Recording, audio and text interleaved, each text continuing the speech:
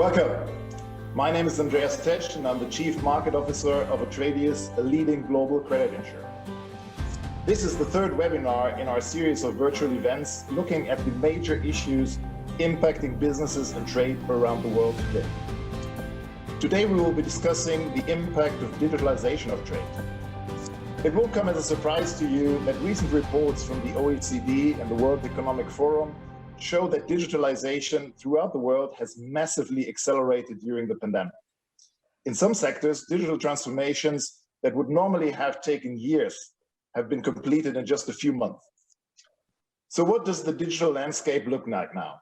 I'm delighted to welcome a fantastic panel, of which two are long-standing clients and partners of Atradius. I would like to introduce you to our moderator, Daisy McAndrew.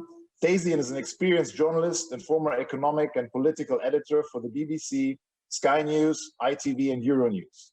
Welcome, Daisy. Andreas, thank you so much. You're quite right. This is the third. You can't get rid of me now. I'm just part of the furniture now. As Andreas said, two of whom are long-standing colleagues and clients of his. The amazing entrepreneur that Andreas mentioned is Jean-Marc Noël, co-founder and CEO of Trusted. The leading provider in the area that Andreas mentioned is Frederick Vitamins, Executive Director, International Credit at Ingram Micro. Then we also have on the panel Dirk Hagener, on the home team side, Atradius is Director of Strategy and Corporate Development. And finally, David Rowan. We're so delighted to have David. He was the founding editor of Wired, the UK edition, an early stage investor in technology startups, a prodigious author and expert on the area we're discussing today. So very, very warm welcome to all four of you. David, I want to come to you first, just with a sort of broad picture look. We've seen reports recently from World Economic Forum, from OECD, showing, as Andreas was saying, that digitalization is accelerating so much, has accelerated so much during the pandemic. What does that mean insofar as trends that might be impacting trade? What does this speed mean? It means the inevitable suddenly becomes immediate. In the last year, we've seen our schools suddenly realize they have to jump 20 years. Our dentists have had to develop a digital strategy. Our synagogues and churches have had to find ways to connect people through Zoom services. And yet at the same time, the way that goods move around the world, the way that real trade happens at scale has still lagged behind. But we're just at the beginning. And there are whole areas where systems are being built using machine learning, data analytics that are going to be huge in areas such as climate emissions monitoring. Every company is now under pressure from regulators, shareholders, and customers to be carbon neutral and accountable. So I think from the dentist to the biggest corporates, there's no way of avoiding an inevitable growth trend that if you engage now, you're going to save yourself a lot of pain in a couple of years. Well, that's certainly a very big overview and a lot to think about. And of course, we all know that it can't and it won't all be good for everybody. So we'll talk about that in a little bit. Jean-Marc, Trusted Shops is your organization. And we know, as Andreas was saying, you've been absolutely key in this area for many years. But perhaps explain to us a little bit your business model and how the trends you're seeing now, what are the trends you're seeing now in e-commerce specifically? Thank you, Daisy. Yeah, when I started Trusted Shops back in 2000, we had a vision. The vision is a digital world we can trust. I think we have still a lot of work to do there. And so our mission, our goal is basically products and services to enable that trust between people and businesses. And lastly, we are giving a buyer protection guarantee to consumer who are buying online. And this combination creates the trust. And today, we are seeing more than well over 1 million purchase transaction through our system every day. So that has been a massive acceleration we saw with COVID, as mentioned by David before. Actually, as far as trade and e-commerce is concerned, you can see that in 2020, you leaped forward 5 years, basically. And you mentioned the trends, and I would just pick 3 trends I see in the last couple of years. The first trend is digitalization that changed completely the way people trust. And it is so fundamental for trade. That's the first thought. And the second thought would be, as we mentioned before, software is eating the world and is breaking up value chain. And as far as is really disrupting retail trade. Everybody wants to go direct. Everybody wants data. And the last trend, the third trend I see is the way people work has just changed fundamentally. We see new leadership, we see new flexibility, we see really an explosion of remote tools as we speak today. That's one maybe something that wouldn't have happened 1 or 2 years ago. I'm going to come back to some of those issues in a minute. Before I do, Frederick, just to bring you in as a global player in IT distribution, you've seen many of these transformations. What specifically has impacted the way that you trade or your supply chains? Well, things have changed quite rapidly, and there's huge demand in cloud platforms. Related to that, cybersecurity is becoming extremely important. You see also that e-commerce is all getting bigger and bigger. So we are really seeing what I would call a dematerialization of the way business is happening, or you can call it as well, everything as a service. So you go from hardware as a service, software as a service, and this obviously has a big impact on the way the supply chains are being organized. Obviously, we know that advancements in technology have changed the way that all companies manage receivables, and we know there are new business models. But what about in your area, in credit management? Would basically elaborate a bit what Jean-Marc has said as one of the biggest trends, which is data. I mean, that's something which we are equipped in insurance, but we have also a lot of, let's say, challenges and opportunities at the same time around that. Then we have more sources, which is one thing nice, because we can then be, let's say, better do our work, our receivables management, our cover. But on the other hand, how much we can trust, for example, social media. We have technologies like web crawling or machine learning and text mining, which helps us there. But it is a question how much we can wait. For example, information. David mentioned already the question around environmental footprints, which are absolutely relevant for a company in the future. But how we access that towards a financial information risk. So something which will also bring challenges around that. So far, I mean, this is something which at least we see in the receivables management. We don't see very much a big new landscape of new players. Still relatively clear that the main companies are driving the change in this area. But what also is clear that we need to keep the pace, and platforms and ecosystems are at least challenging us. It's in the moment not a fundamental topic, but I think it might well be a question of not yet.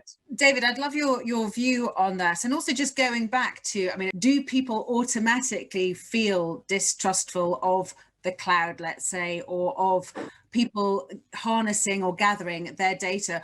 Or is that a demographic issue? Do younger people care less about who has their data? I think it's the opposite. I think if you have a transparent system where you're clear about how the data is collected, stored, and used, you have a lot more trust than you do in the old world, where there were faceless organizations that seemed to take liberties with your data. Now, something significantly more important is happening with the financial world.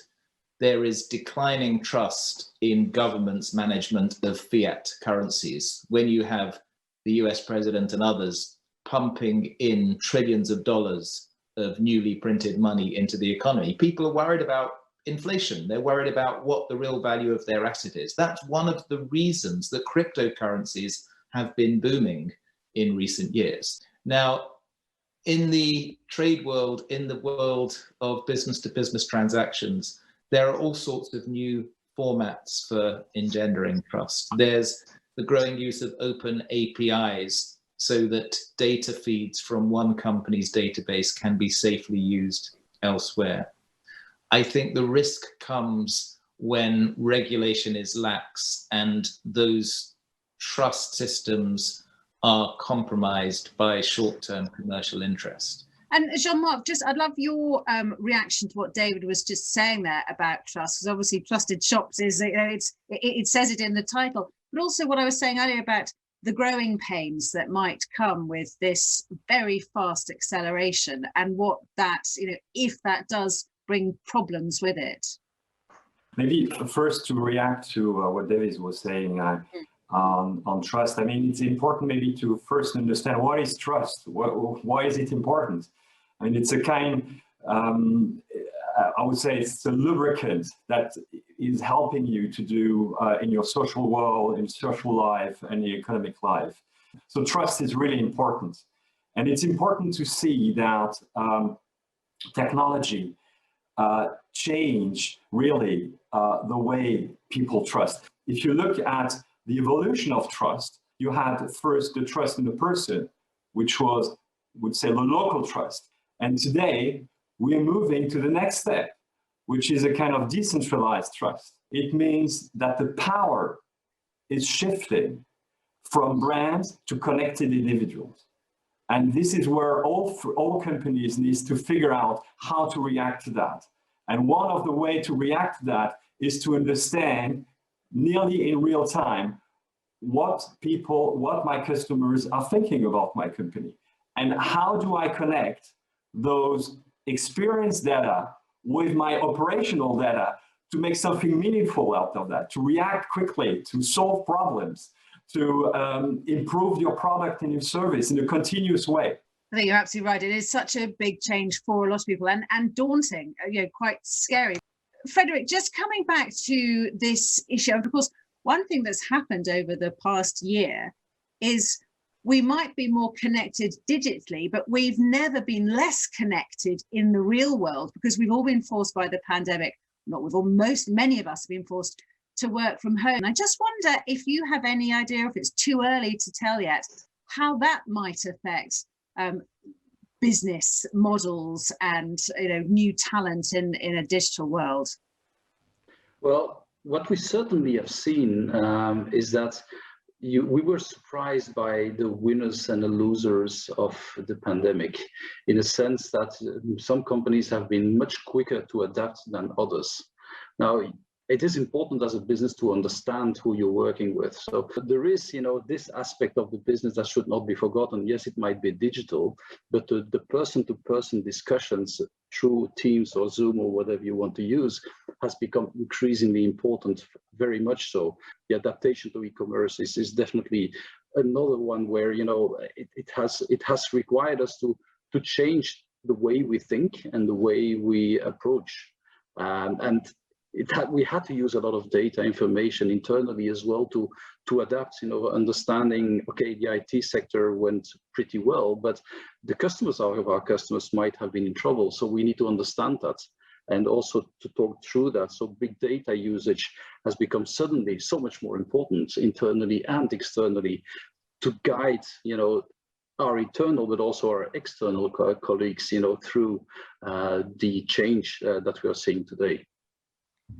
And David, I wonder if you've given any thought or whether you have any opinions on what potentially might be the unexpected consequences or the unintended consequences of this new way of working. For instance, will it affect different demographics different? Will it affect men more than women or vice versa? Or how might it affect hierarchies of business? I wonder if you have any thoughts on that. Firstly, it puts a new pressure on leadership to define the culture of the organization in a way that doesn't demand a coffee machine in the middle of the room. So how do you create a distributed, decentralized culture that helps everybody understand the values of the organization as well as today's aspiration. Secondly, it allows you to tap into talent that's much more diverse in more locations, but also with more diverse educational backgrounds, with more diverse cognitive abilities. The other challenge for a traditional organization is hierarchy no longer works in a decentralized world. When every member of your team has the potential to feed back new behavior patterns in your customers, new demands from the front line, it's no longer relevant to have people at the top telling everybody else what to do. You need feedback loops. You need to empower people at every level of the organization. Technology is on that exponential curve. Machine learning is becoming a commodity. Artificial intelligence is becoming a service. Everybody is able to take data from infinitely cheap sensors and use that to track things in the factory production line, in people's health, that we weren't able to do 2 or 3 years ago. So how do you keep challenging yourself in the organization as to how you're using these new digital commodities, because that's what they are, to give yourself a superpower, an unfair advantage? I'm very interested in what David was just saying. Dirk, if I might come to you. Obviously, we're all only just beginning to understand how this boom in digitalization will affect us, whether it'll be short-term, whether it'll be long-term, and whether it'll change the course. How do you think it'll affect your market, credit insurance? You talk about data about the course, and that's I think a very relevant part of receivables management, because I think our processes are very admin driven, and I think Frederick will not here. And I mean, to come to a, let's say, data driven world where we have all processes completely efficiently and less admin is still a way to go. So we need to build on this. So I mean, the data which we have in the moment available can be better used, can be smarter used, but I still believe that the expertise of people, that the relationship of people in such a business is still key, because again, I think also Jean-Marc mentioned that trust is something which I believe is still much more than only having smart machines talking to each other. And we have invested in this that technology. We use web crawling and text mining, but I still believe that we are making in this moment our underwriters better, because they don't need to look that deep in information anymore. So what we need to do is getting rid of the administration, but working on value creation. And there I think people are absolutely key for building this trust in our proposition. David, we've had a question. Question here says, are there international institutions aligning with governments instead of organizations setting their own standards?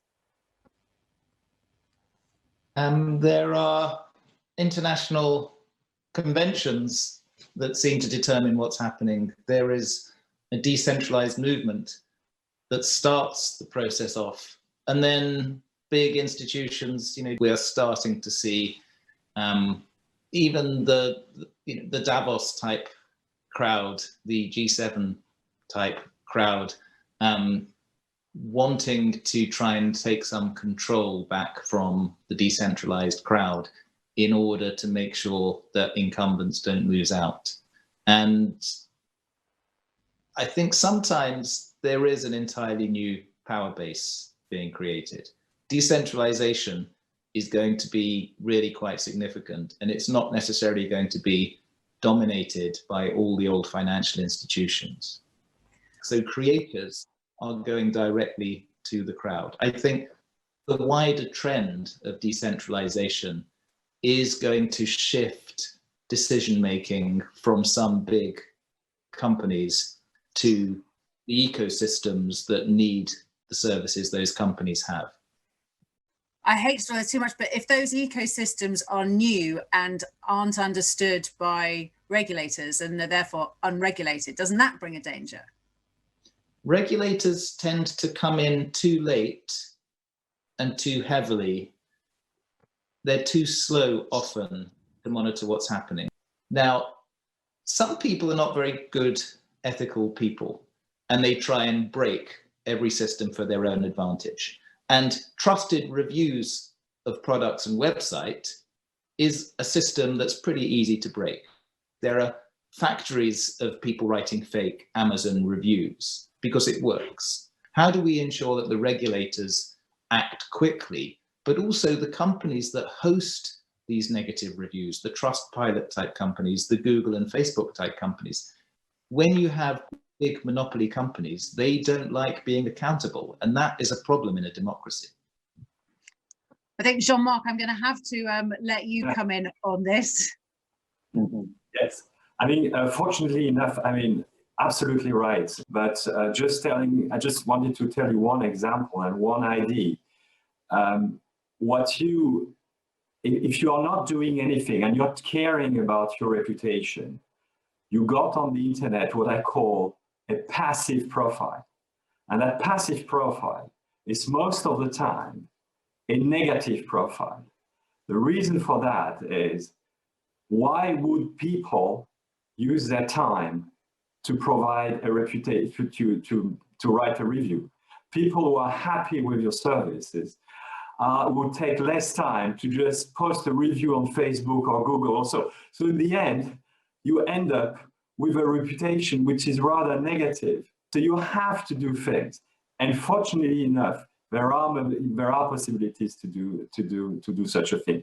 Frederick, I want to ask a couple of questions that are related to you.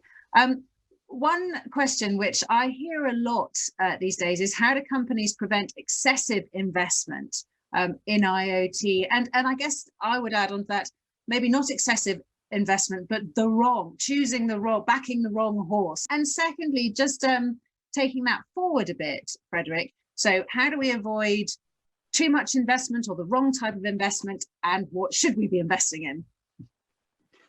Yeah, well, that's a complicated question. Investments in IoT, well, I think there are specialists in the world who can help you with that. And IoT, you know, one of the big challenges is the data center sitting behind it, if you talk technically. So you need to find also the right partners and the right security to have access to those data and the right capacity at the same time. So this is definitely, I believe, you know, one of the answers to that. Not everything is going to be IoT driven, I'm quite sure.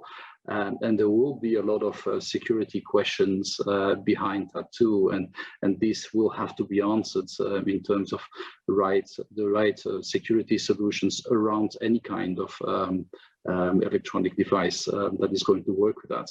Thank you. Shouldn't we first think about optimizing our processes before heading to an evolved digitalization? I would say this. Well, yes, from my side, because I think I mentioned it already earlier, that I think we have still a lot to do on homework side. I mean, in credit insurance, credit management, receivable management, there's still a lot of admin to do. Admin is absolutely the focus in the moment. I think efficiency and also the way how we work together with the companies, with the partners, but to create the value, and that I think is also something which we need to bring, and especially the expertise we have. Is then, let's say, not only digitalization. So I think digitalization will help us very much in the efficiency side at this stage, and then to create value is something we need to still have our people to work on propositions which are attractive in the receivable management market. And David, I'd love to ask your view. Often, I think people over the last year have felt that they're struggling to keep up with the pace of change, which is totally understandable. We've discussed that. But now, as we perhaps catch our breath and look forward to the next 1 to 5 years, are there certain things that you are confident are going to continue to evolve or will be the next big thing? Automation, machine learning, and artificial intelligence is clearly going to be dominant for all sorts of industries.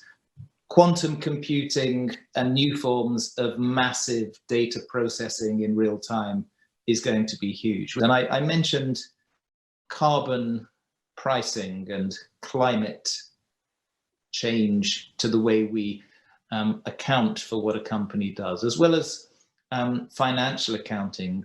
We're all going to have to start carbon accounting. Again, that becomes a data collection, a data analytics and behavior change challenge for organizations. But I think the risks are, if you don't keep up and look outside your organization and hire a diverse team that sees what's happening on the ground, you are at risk of becoming Kodak, of becoming a company that focuses on yesterday's successful, profitable way of doing something as digital realities radically change. Well, I hope that what we've done today is helped anybody at risk of becoming Kodak turn the corner, because certainly all four of you have provided some really, really valuable insights and thoughts and predictions. So my thanks to you.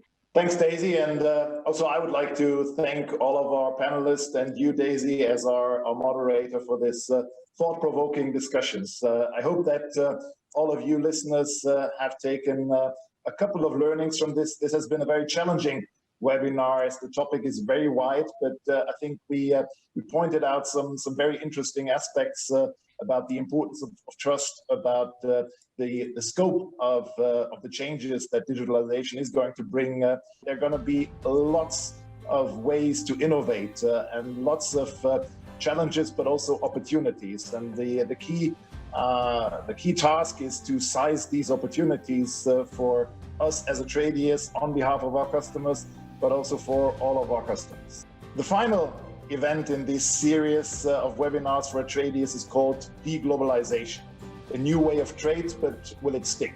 In our very first webinar, we had a discussion whether there is actually a deglobalization happening or in fact the opposite. So it's going to be another very interesting session, I believe. It will take place on June the 23rd, and I hope that you can join us. It was my pleasure to bring this session to you today, and thank you for joining.